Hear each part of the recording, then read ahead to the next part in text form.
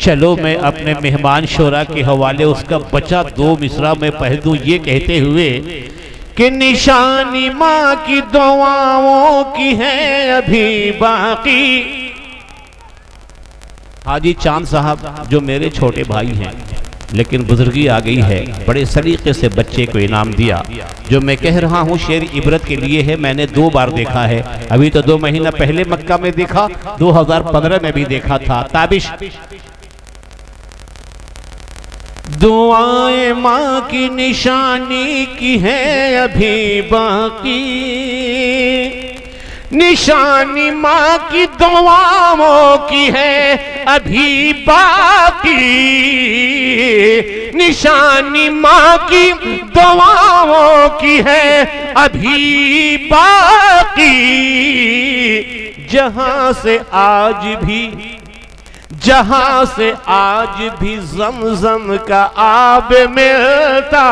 ہے، جہاں سے آج بھی زمزم کا آب ملتا ہے، نبی کی بزم میں بیٹھو گلاب ملتا ہے۔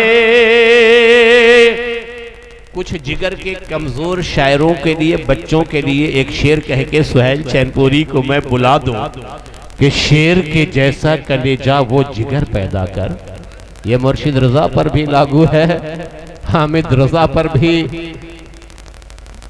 عمران پر بھی،